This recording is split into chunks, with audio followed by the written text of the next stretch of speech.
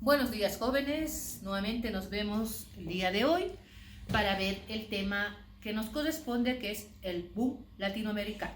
El término boom significa explosión, es una onomatopeya que hace referencia a la explosión, y en este sentido de la literatura diríamos que el boom latinoamericano ha sido un fenómeno que ha causado bastante impacto no solamente en Latinoamérica sino también en Europa. Este fenómeno se da entre los años de 1960 y 1970, donde un grupo de escritores jóvenes empiezan a publicar sus obras y estas son distribuidas en diferentes países, con características peculiares. Esta narrativa ha sido influenciada por diferentes hechos políticos, sociales, económicos por los cuales atravesaba América Latina. Por un lado, la Guerra Fría y por el otro lado, las dictaduras que vivían diferentes países de Latinoamérica. Los invito a que veamos la explicación del tema para luego ver precisamente a uno de los autores, en este caso Julio Cortázar, acerca de una entrevista que da en un medio de comunicación sobre lo que significa el boom latinoamericano. Vamos a ver ahora el tema que es el boom latinoamericano. El término boom viene de lo que es un signo onomatopeico. Cuando hablamos de onomatopeya, estamos haciendo referencia a la simulación de un sonido, ¿no? Cuando explota una bomba, por ejemplo, se dice boom, ¿no? Ha hecho una explosión, y esto se ve generalmente en los cómics y en las caricaturas. Y de esa manera podemos ver que la narrativa conocida con el boom latinoamericano ha ocasionado una explosión. Ha sido todo un fenómeno literario. ¿Qué es el boom? Es un fenómeno, como les decía, que ha surgido entre los años 60 y los años 70 del siglo XX. Es el auge de la narrativa literaria. Cuando hablamos de auge de la narrativa literaria o latinoamericana, estamos haciendo referencia a que la novela ha estado en su máxima plenitud. El término de boom ha sido utilizado por primera vez por Emil Rodríguez Monegal, que es un crítico literario. Acuña esta palabra por primera vez para hacer referencia a un conjunto de escritores que se caracterizaban por utilizar ciertas peculiaridades, ciertas características propias de la narrativa del boom latinoamericano. Vamos a ver ahora cómo se inicia el boom. Algunos consideran que la primera novela que causa este impacto ha sido la novela de Julio Cortázar en 1962, la obra La Rayuela. Otros consideran a la obra de Mario Vargas Llosa, La ciudad y los perros, como primera novela perteneciente a este movimiento literario conocido como el boom latinoamericano. Ahora les invito a que veamos un video corto que hace referencia a lo que ha sido esta etapa del boom latinoamericano. El boom latinoamericano, dígase un fenómeno de redescubrimiento de la literatura de la América hispana, una generación explosiva de nuevos autores. Aclaración, el boom no es un estilo, una corriente artística y no es necesariamente una etiqueta generacional. Y es que podemos encontrar entre sus representantes a escritores que pertenecieron al género fantástico como Julio Cortázar, al realismo como Vargas Llosa o una fusión de ambos como lo es Gabriel García Márquez. De hecho, se puede decir que el realismo mágico fue el fruto más importante del boom literario o el realismo latinoamericano, con todas sus variantes. Pero ¿qué es en sí el boom latinoamericano? La definición no está muy clara. Para muchos, el boom es un fenómeno generacional que se dio entre los años 60 y 70. Se sugiere que se inició con la publicación de Rayuela de Cortázar en el 63 o La ciudad y los perros de Mario Vargas Llosa en 1962. Algunos dicen que el boom sigue vigente hasta hoy, otros dicen que se acabó en los 70 y hablan de una generación post-boom. Algunos dicen que se trató de un grupo de jóvenes escritores influenciados políticamente por la Revolución Cubana. Otros dicen que se trataba de autores que querían innovar dejando de lado los regionalismos y costumbrismos existentes. Mucho de cierto tienen estas posturas, pero lo que comparten todas en común es que se trató de un fenómeno que no tuvo tanto que ver con el estilo literario, sino más bien con los géneros. El boom es fundamentalmente un auge de narradores y más concretamente de novelistas. Y más aún, fue un fenómeno protagonizado por escritores latinoamericanos exiliados en Europa, principalmente en París, que para ese entonces, como ahora, era el sueño de escape de todos los jóvenes latinos con aspiraciones artísticas. De todas maneras, este conjunto de escritores migrantes además tenían algo en común, y es que siendo intelectuales de la época y movidos por el influjo de la Revolución Cubana y las tendencias socialistas de la época, algunos de ellos fueron llevados a Europa para distintas actividades proselitistas que sirvieron de excusa para quedarse por estos lares, tal como lo comenta Mario Vargas Llosa en su libro Las travesuras de la niña mala, o bien el título, por favor, el libro es buenísimo. En fin, la cuestión es que establecidos estos vástagos en el viejo continente, lógicamente no pararon de escribir y alrededor descubrieron un mercado editorial diferente. ¿Por qué es importante decir esto? Ciertamente en Latinoamérica había ya escritores de un altísimo nivel literario, sin embargo sus obras no rompieron todas las barreras comerciales que deberían. Y de ese modo, el modernismo, el vanguardismo y todos los movimientos literarios surgidos en Latinoamérica habían pasado casi inadvertidos por la otra parte del mundo. El comercio, eso es, las editoriales que publicaron la obra de los autores del boom, en cambio, tenían más conocimiento del terreno y experiencia en mercados de otros idiomas. De ese modo, los autores del boom encontraron in situ una nueva propuesta, principalmente en Barcelona, en manos de editoriales como Six Barral o Alfaguara. Pero ojo, no estemos pensando que estas editoriales les publicaban de favor, nada que ver. Resulta que el público pedía la obra de estos autores a tal grado que se decía que los ingresos generados por la publicación de estas novelas dio un generoso impulso a la economía española, aun cuando las obras fueran sometidas a la censura de Franco. En torno a este fenómeno explosivo, casi de superventas, hay que añadirle además la figura de Carmen Balcells, agente literaria, a quien muchos se refieren como la mamá grande de la novela latinoamericana, por nada más que ayudó y representó a varios autores latinoamericanos, convirtiéndolos en estrellas instantáneas.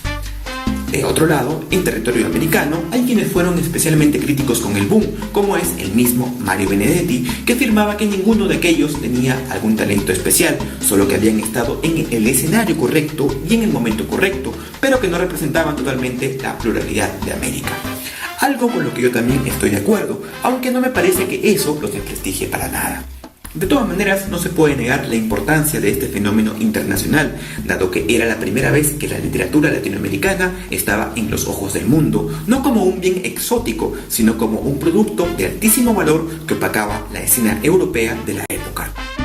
Después de haber visto este corto video referido al boom latinoamericano, vamos a ver un poco acerca de lo que se ha suscitado dentro de lo que es el contexto histórico y cultural, lo que ha sido el auge de esta narrativa latinoamericana, que se da precisamente con la participación política, la Guerra Fría, que se da después de la Segunda Guerra Mundial, y se caracteriza por un enfrentamiento político, económico, social y militar entre dos bloques. Por un lado, el bloque occidental capitalista, liderizado y representado por Estados Unidos, y el otro representado por el bloque oriental, liderizado por la Unión Soviética, un bloque oriental comunista. Ahora vamos a ver también lo que es la Revolución Cubana, que ha sido también parte de inspiración para esta nueva narrativa. La Revolución Cubana se da en 1959. Es el resultado del movimiento revolucionario cubano de izquierda que provoca la caída del régimen del dictador Fulgencio Batista y la llegada al poder del líder del ejército guerrillero Fidel Castro.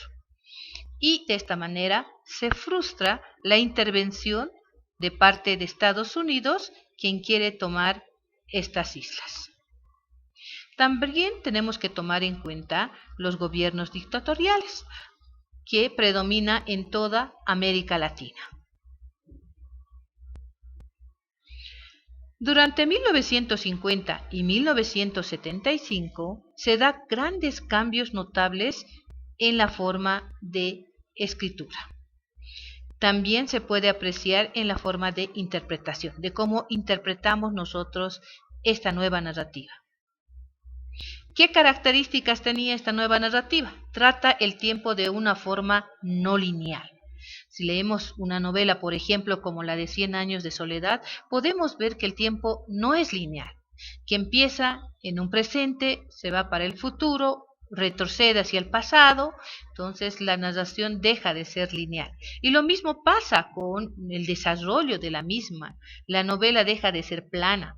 No solamente existe lo que es el desarrollo, o digo el inicio, el desarrollo, el nudo y el desenlace, sino que en esta nueva narrativa se juega con ello.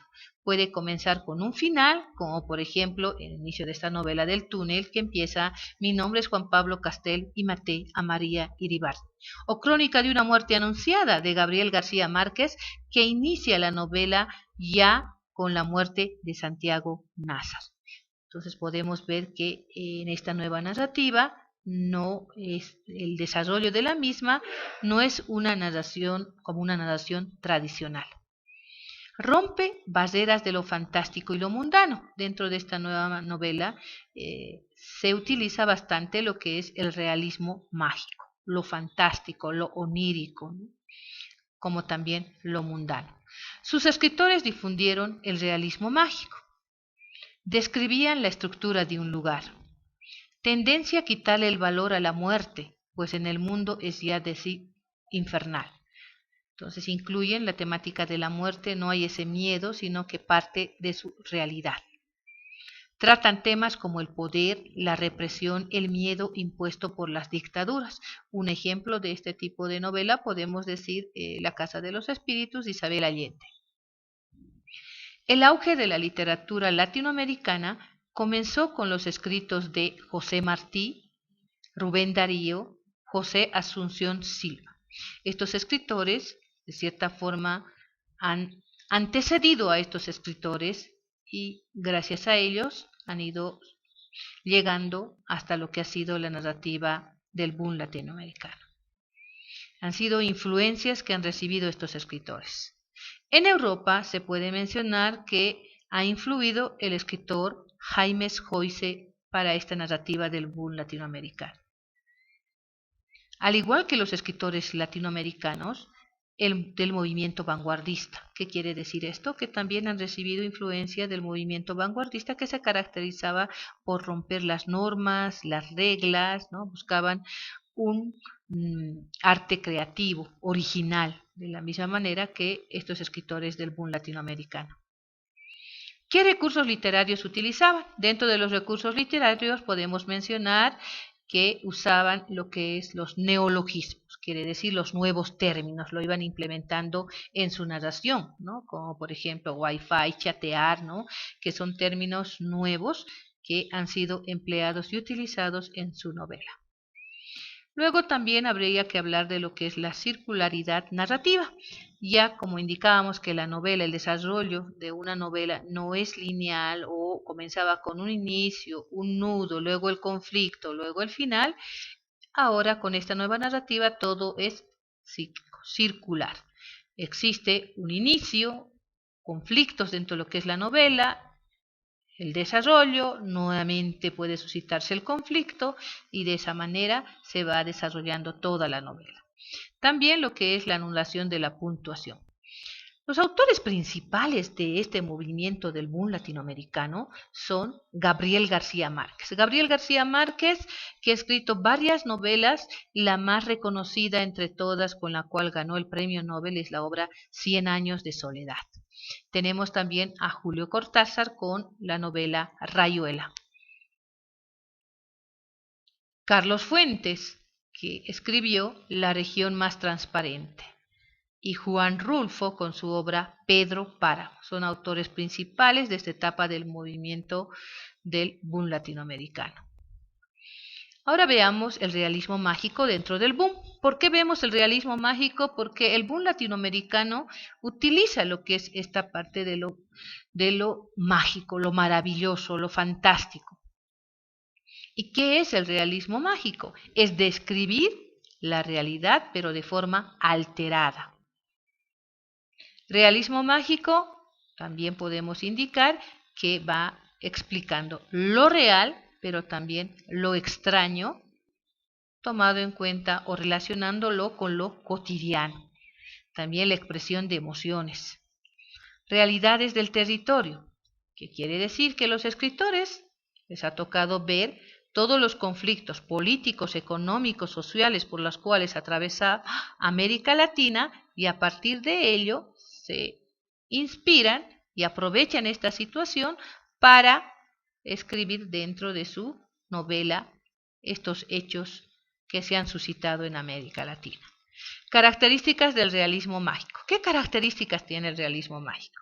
Que la magia no se puede explicar. Dentro de la narración de la novela no se puede explicar un hecho maravilloso y mágico, por ejemplo. Tomemos la obra de 100 años de soledad, cuando Remedios, la bella, ¿no?, que era como un ángel, está en el patio y de pronto se sube al cielo cual si fuera un ángel.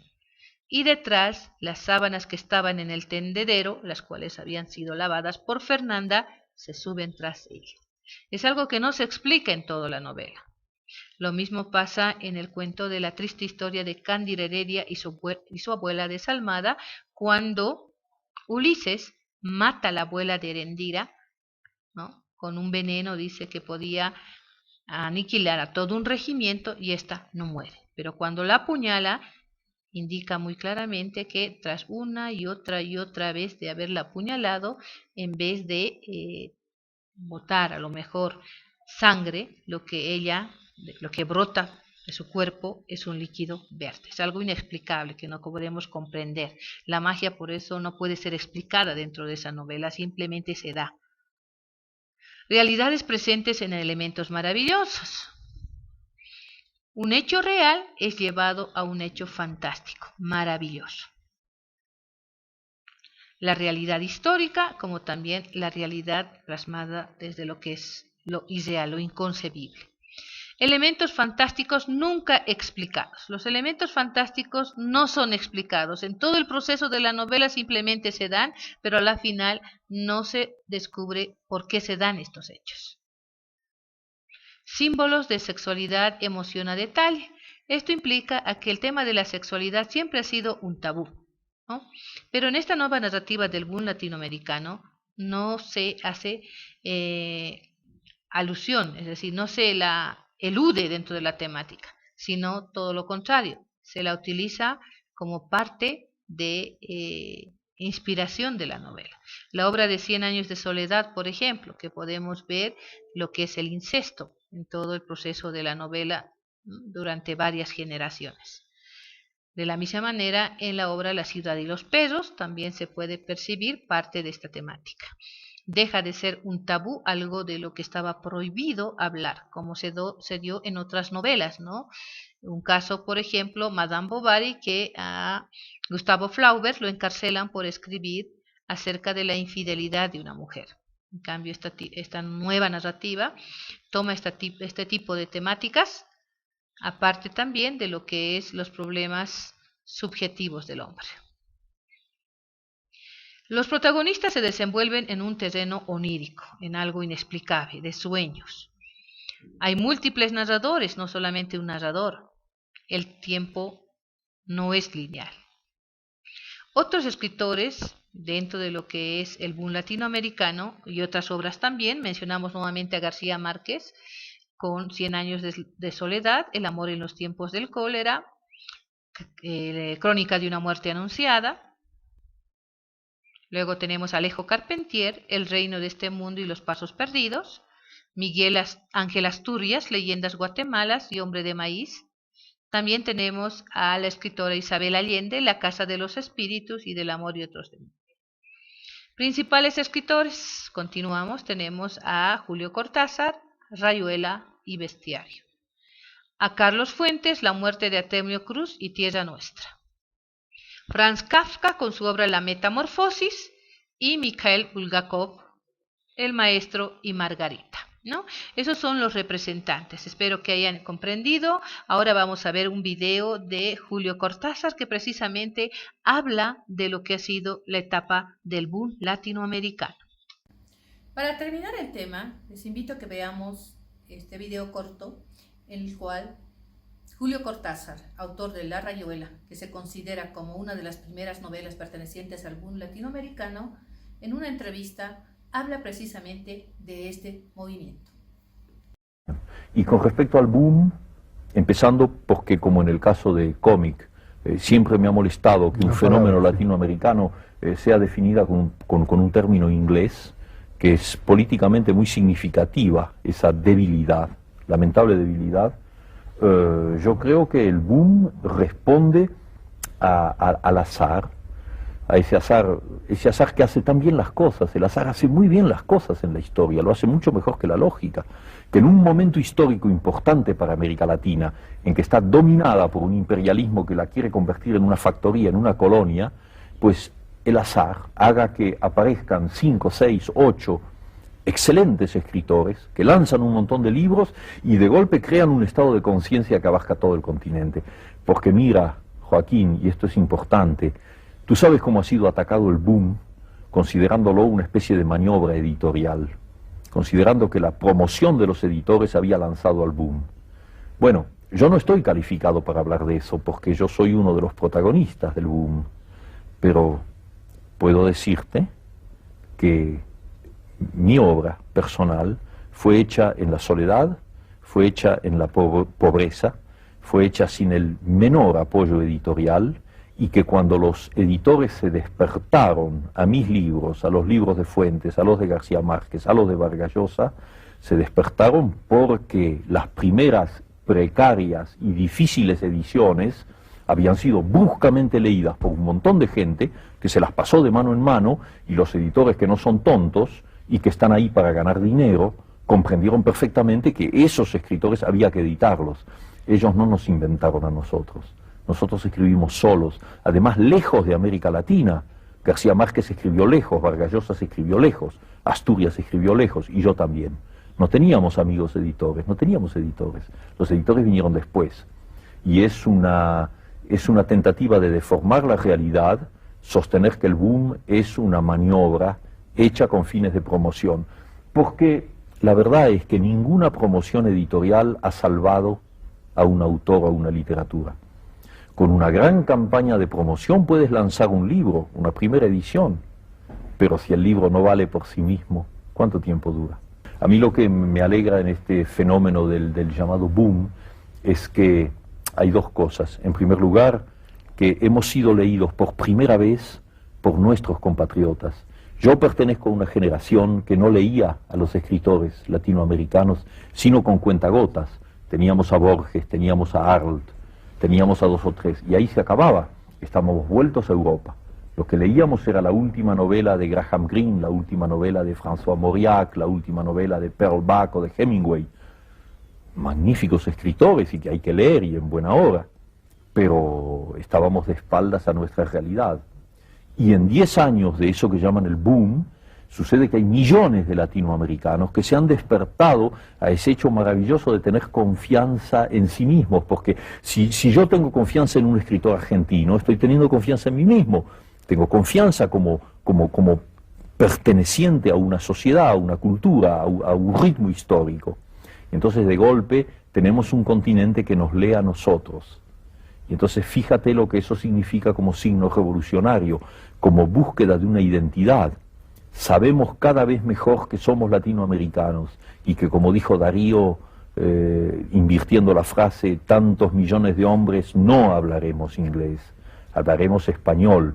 Y esa es la segunda mitad de la cosa que toca España y que a mí me da tanta alegría.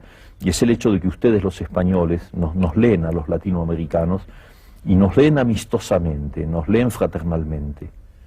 Bueno, ese contacto, después de un largo periodo de distancia, que tú conoces muy bien, ese contacto es fecundo, ese contacto nos vuelve a enlazar.